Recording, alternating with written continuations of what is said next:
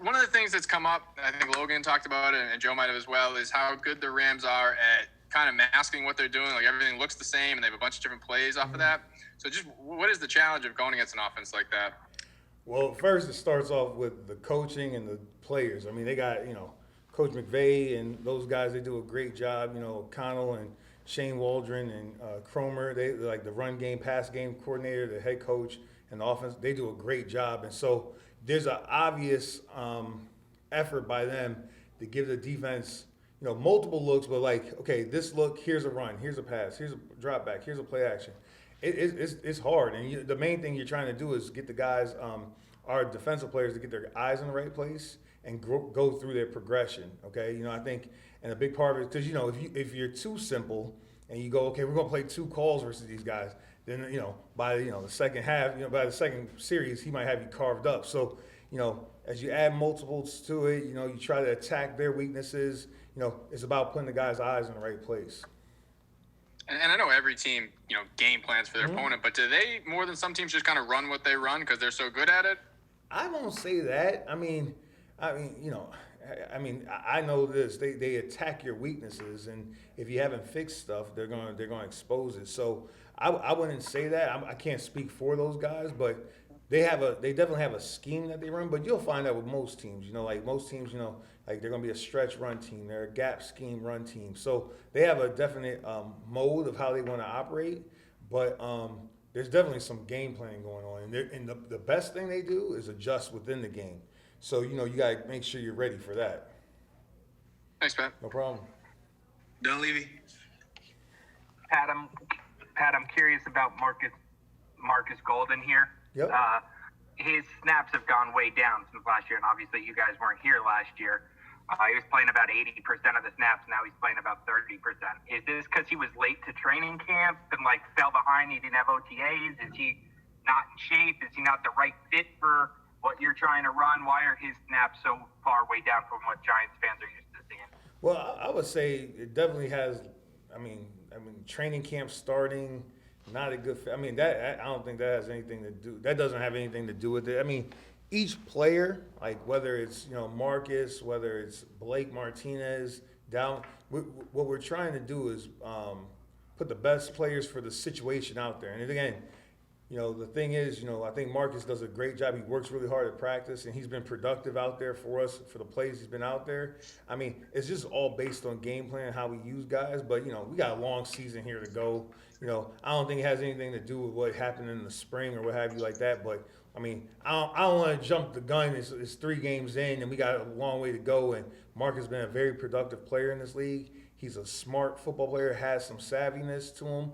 Has been productive and has a skill set. So I think we really haven't really, I gotta find ways to use him more. If that's a better way. But we'll get going as the season goes. I don't want to jump the gun on that one, if that makes sense. I'm real bad at saying, so if I'm using the wrong saying, bear with me. Okay. You're good. Thanks. Paul Schwartz. Hey, Patrick. Statistically, your defense is not bad in certain areas across the board. Not great, but not bad, even though the team is 0-3.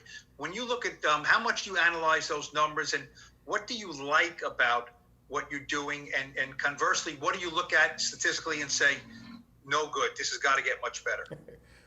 Well, again, I keep it real simple. So the first thing I look at is the record. So obviously it's not good enough, but to give you more detail, I look at the situational stuff, and the stuff we want to be defined by, okay, stopping the run, okay? But stopping the run, like I've told you guys before, stopping the run when you know they're going to run the ball. So, like, we've had, I'm not living in the past, but we got to do a better job of that. Period, point blank. Starts with me. All right, then you go to situational football. In this league, games are won on 3rd down, red area, and 2-minute. And I would say this, statistically, from the naked eye, that's the stuff we're working on today. We got to do a better job. I got to do a better job of coaching that. So right there, I don't know if I'm looking at a stat book per se, but I know I got to do a better job of coaching that stuff, and that's what we're going to work on today. So in terms of what I look at, it's our win-loss record. That's first and foremost.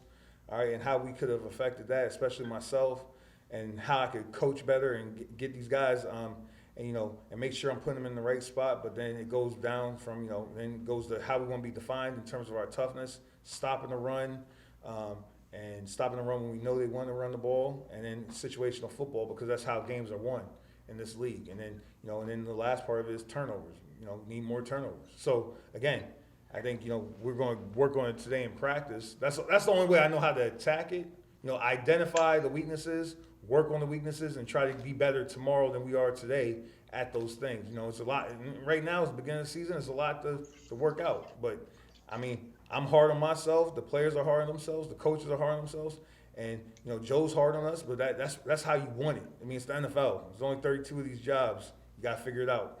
Just wanted to ask you about Darnay Holmes and just the mindset coming into this week. It seemed, watching the game last week, it seemed pretty obvious that the 49ers identified who they wanted to go after. And I would imagine as a rookie, you're going to see that, expect that as a coaching staff.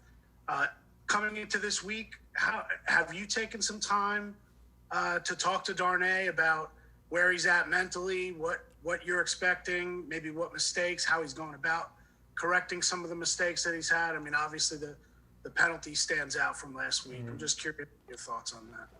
Any rookie that we have in a position playing, or let me not even say rookie, young player, inexperienced player. That's the league is about people. So, it's not a surprise like who they go attack or what have you, and again, you try to, bring that to people's attention. All right, but in terms of how Darnay handles it, you have to speak to him, but just what I've seen as a coach, he comes in with this great energy in the morning and at practice and ready to go and improve. And the questions he's asking, you can see the maturity as he's maturing through the process right now and learning how to be an NFL football player. College football, great football, college football, but learning to be an NFL football player, the right questions he's asking. Today's a third down day, 2-minute day. He's asking the right questions, where maybe 3 weeks ago we weren't getting those questions. Speak up, Pat, go over that again. I'm like, I like that, because, there's some interaction we need in there. We're coworkers. That's how, we're coworkers. We again, I need that interaction. And it might be, I can't speak for college. I haven't been in there for so long, but I could see him growing there. But have I seen a change? He's a young player. He's learning, and we're there to support him. I tell these guys, no different if it's an older player. There are 11 guys out there playing defense. It's not just you, just so they understand that. Whether it's a run game or passing, it's not just you. So I try to tell those guys, listen, we're here to help you. The coverage is here to help everybody. Play our leverage. Win this. Make sure we take away their targets. But it's not just him. It's not just anybody else. It's just we got to play better together as a group to finish, if that makes sense. So, but his energy level, his demeanor, I love the kid. He works hard. He does everything we're asking him to do, and he's just trying to get better every day. So you haven't seen any evidence that his confidence has waned at all the last couple of weeks? Have you met him?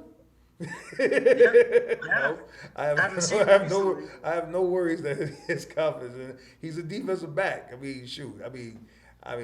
many defensive backs have you seen where they're he's a starting defensive back at this level. Again, if he didn't have confidence, we would have trouble. They get paid to play too. So he's fine. He's fine. And my confidence isn't swaying in him. I know he's a playmaker. I'm excited to see him practice today. And then I'm excited to see him get ready Friday, and then we'll see what happens on Sunday. We got time for 3 quick ones, and if Three possible, quick please ones, keep if possible, please keep it to one question. Jordan, Pat, and Lombardo. Jordan. Pat, assuming Jabril can't play, Julian Love, Logan Ryan, they're both converted cornerbacks. They're more, let's say, I know you like interchangeable safeties, but they're more natural, probably free safeties, right?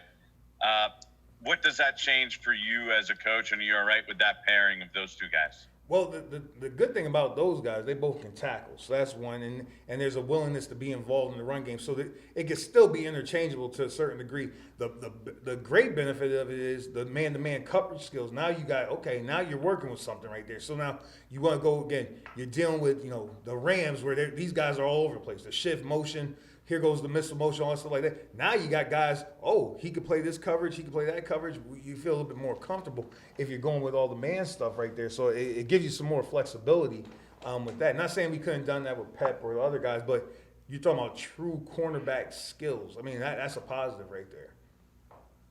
Pat Leonard.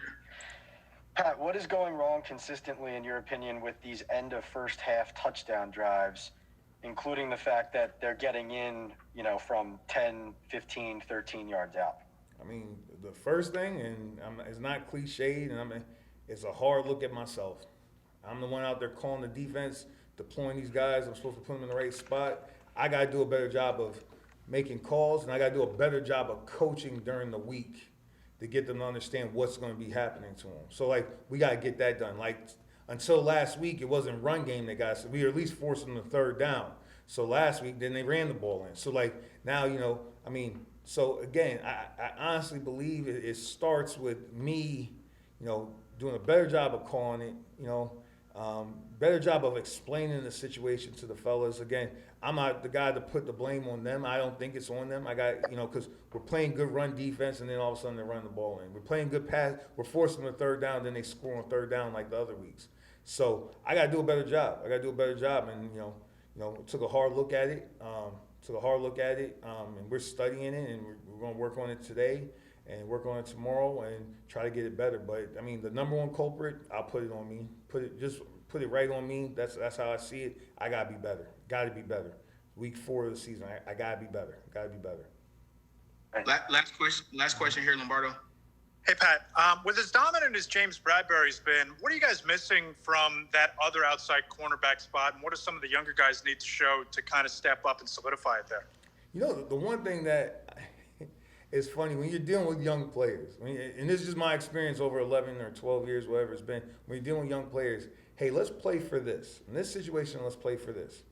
All right, but, and then when they get out there on the field and all of a sudden it's something else and they're not sure, and I'm like, listen, or they think it's something else. I'm like, if I tell you to play for something, all right, if it's something else, it's on me. It's on me. When you're a young player and you don't have as many years or experience or plays in this league, somewhat you gotta trust. I'm asking them to trust me. Obviously, you go through not having a spring, a shortened training camp, or no games.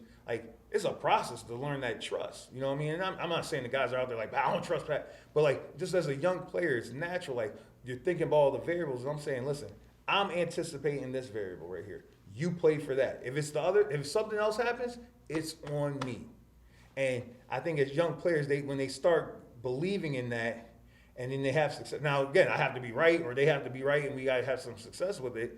And then they're like, oh, so Pat, or they ask, Coach, where'd you get that from? They ask Jerome, they ask Blev or Mike Trier, how'd you guys get to that conclusion? Once they figure that out, now they then they start looking for it, then they start trusting themselves to identify that stuff. So it works out pretty good. So.